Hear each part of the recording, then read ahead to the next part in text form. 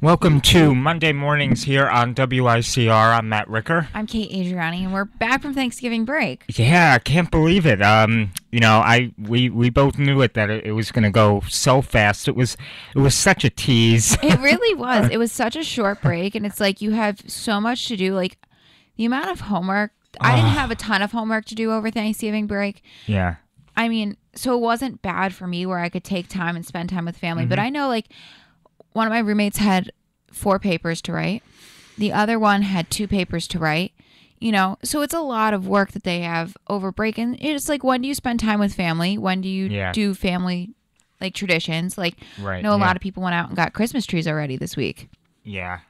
Yeah, no, I didn't, because we never do it this early, because we get a real one. I know you get a fake one, Yeah, but we just pull it out. We just walk it down out of the attic. We place it, and then we put the ornaments on, and then we're done. yeah, no, it for a real tree, it's a long time to have a real tree hanging around, watering it, keeping Like, it on that's top. a lot. Like, if you get it the day after Thanksgiving, a real tree. Yeah.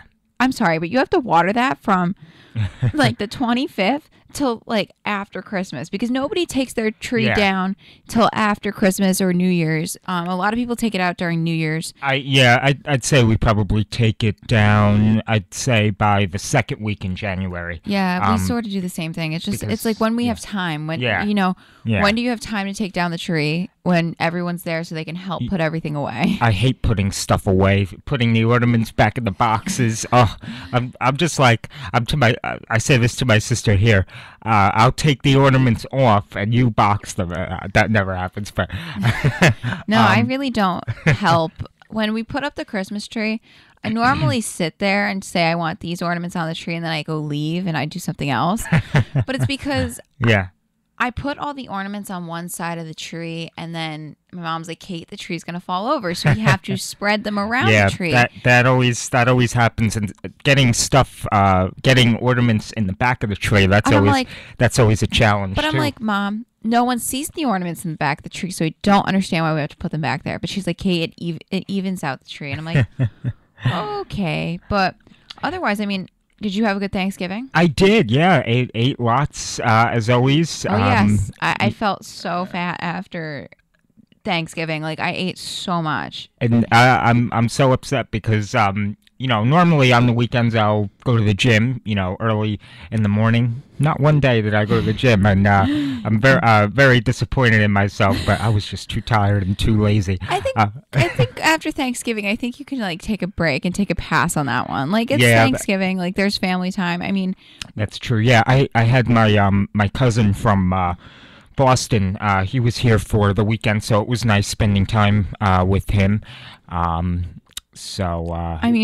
partied, like, for Thanksgiving. We had, like, about 7 people at my house.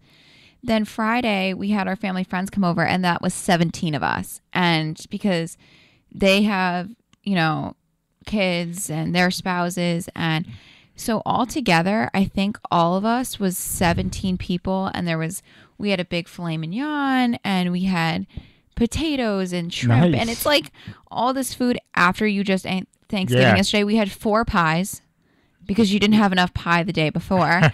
So you had four more pies on Friday night, and there was ice cream and, like, cookies and everything. So I think that it was fun to get together with them, because they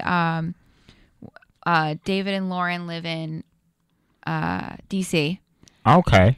And Lauren's they're both doctors in anthropology, so wow.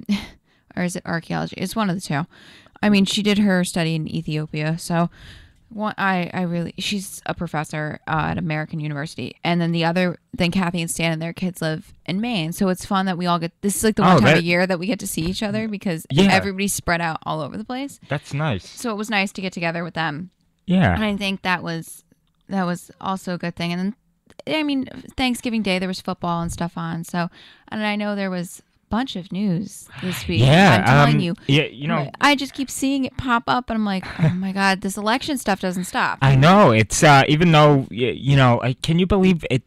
We're still in November, where on Thursday is December 1st, but it seems like the election was a long time ago. Okay, I thought it was just me that it felt like ages ago. Yeah, it was November 8th, the election. So it's been only a few weeks, but it just seems like it was a while back. I don't know why, but I'll begin on the death of Fidel Castro, Yes. who was the dictator in Cuba. Many are celebrating his death, while in Cuba, some were celebrating, and there's actually going to be what's called a 9-day celebration, or 9 days of mourning. So they'll be mourning his death for 9 days. The flags there are at half staff.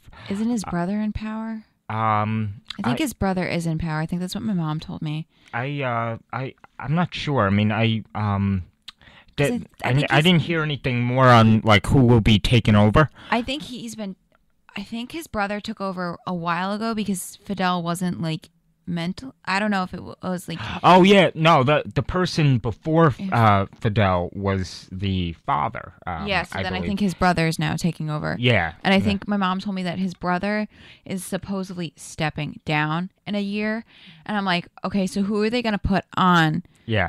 As the new dictator, because it's not like they're going to hold free elections. Yeah. And didn't he say, Fidel Castro, at some point, like, I'm not going to die until like the U.S. is destroyed? I never heard that. Yeah. I saw something on Facebook about it. Really? Yeah. And I was like, oh, that's interesting. Wow. I mean that's a kind of a weird thing to say. I mean, but Obama did lift the embargo to Cuba, so now actually American Airlines, their first flight is going to Cuba today. JetBlue has been flying to Cuba since September, I believe.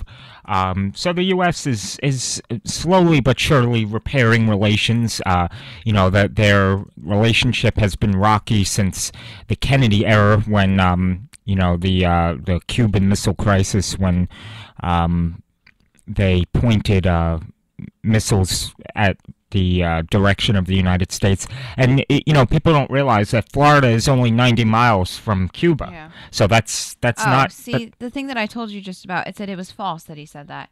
See, this is what happens when people fake news. Fake news stories. This is what happens, and, like, people believe it, and it's like, you can't be sharing these fake news stories, because I'm sorry to cut you off, but it was like... No. I was interested to see if he really said that, and it's not something that he said. Yeah, I mean, if you look at all the fake news, I mean, especially with the election, like I saw something that said, it was a few weeks ago, that Donald Trump expected to name Hillary Clinton in his cabinet, like for a cabinet position.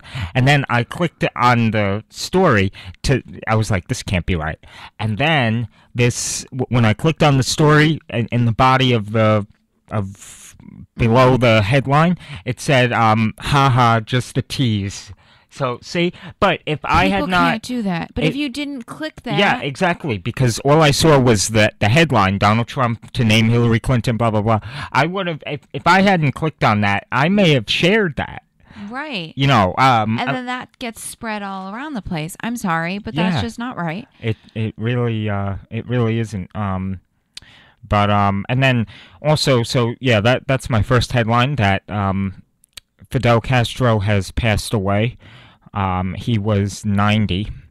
I mean, it's a long life. I'm not gonna lie. That's a nice. Yeah. It's a nice long time to, live. And I mean, he probably had health issues at 90. Yeah, he did. Mean, that's something that at 90. That's when you've got more time in than you do left. Right. So I think that I think he lived a nice long life, and for a dictator, I mean, I don't know, but I think it was nice probably for him to see that the Cuba and American, embargo getting back to where it should be. Right.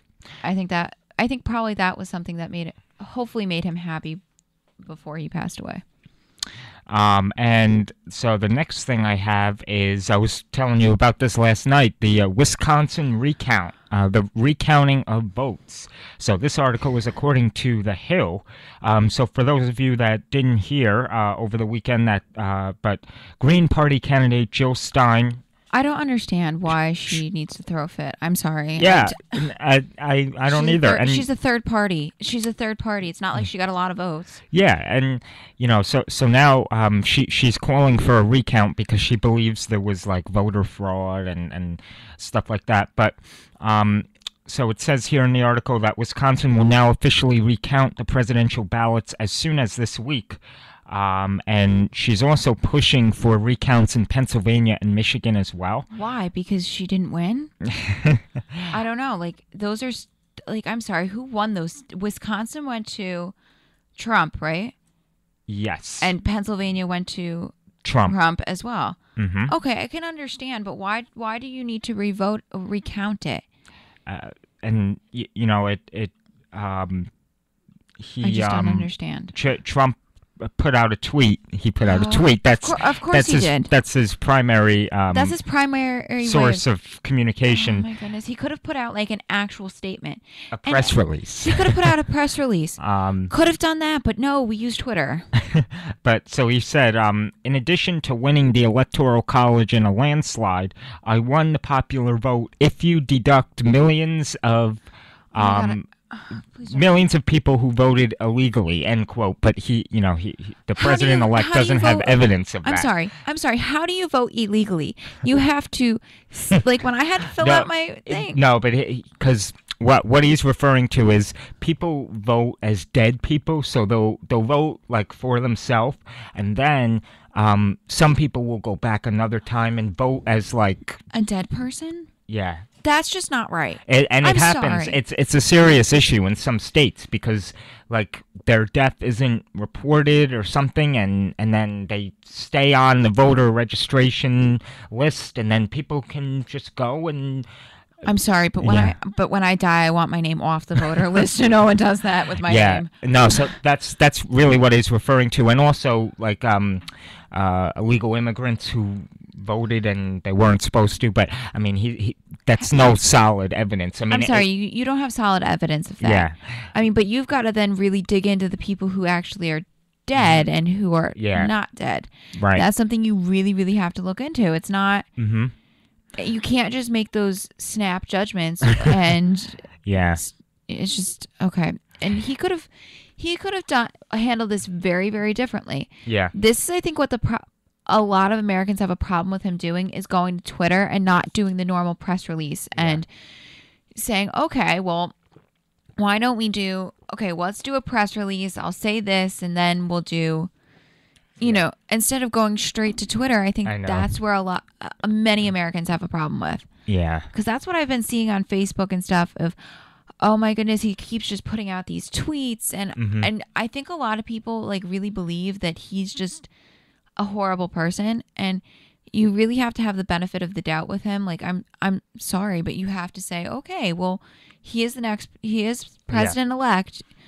The country did vote for him to be president. Now we have to just give him a chance. We have to give him a chance, and I don't think a lot of people are that open-minded to give him a chance. Yeah. Yeah, but, and Trump actually trails Hillary Clinton by more than 2 million in the popular vote, which, you have to win the Electoral College. That's just the way it is. But there is no evidence to support Trump's accusation of widespread illegal voting. Stein's recount effort cites concerns that voting systems in the 3 states were not secure. And Wisconsin is up against a ticking clock, according to the Milwaukee Journal Sentinel. They have only until December 13th to recount these votes. And here comes the crazy part. Jill Stein wants these votes recounted by hand.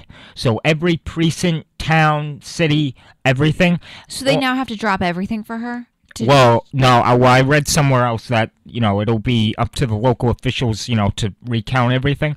But, they have their normal job, so they're gonna have to do it during the weekend. Like, they'll be paid, I guess, overtime on the weekend. Well, they should be paid overtime for her because she, I'm sorry, but if you really want someone to recount the votes by hand, then you should, pay them overtime. It's not something that you say, oh, I want all the votes recounted because I think I should win. Yeah, and Wisconsin has 10 electoral votes, but this would require an order from a judge if they wanted the deadline extended. And then it also says that Stein's representatives insist that it must be done by hand, and says that the campaign is prepared to go to court if the state cannot meet the deadline. A spokesperson for Stein said doing the recount by hand is the only way to ensure we have a reliable recount of the vote. End quote. Stein's campaign manager then went on to say, we are confident the hand counting can be done by December 13th, end quote. I doubt that. I doubt that you have till December 13th, which is a Tuesday because we're still in the middle of finals. So you have until Tuesday, December 13th, which is, I think, 2 weeks from tomorrow, to recount all of the votes in Wisconsin. That seems impossible. It seems impossible and outrageous. Especially, I could say, okay, if you have like machines recounting all these, but by hand, that's a little outrageous. It's a little much. I think it's too much to be asking somebody to go and do that. And the election, it wasn't even that close. Like, if you look at it, he won by a majority in Wisconsin. I'm sorry, you really didn't have much of a chance there. And even Hillary Clinton conceded, said, like, she made that whole long speech, and we have to give him a chance, blah, blah, blah. But it now says that Clinton's campaign said Saturday that it would participate in the recount. Wow. And Trump said, though, that this will not change the results of the election. But both the White House and the Clinton campaign have said that there's no evidence of voter fraud or anything, and that that there's no real reason to be recounting. So it's like a three-way war. It's just a weird. It's just weird. So and as I said, Michigan and Pennsylvania, those are the next thing. Those are the next two states she wants to get recounted. Whether she'll get her way with that, I don't know. I don't think she will. Yeah, I think, and she wasn't even on the ballot. Jill Stein in some states. Okay. I don't think she was on the ballot in Connecticut. When I was filling out the ballot, I don't think her or the other third-party candidate. It was Gary Johnson. They might have been on the ballot, but I didn't notice. I really did. I'm trying to remember. I really didn't understand the ballot, to be quite honest. I had to ask my mom for help. So that was fun.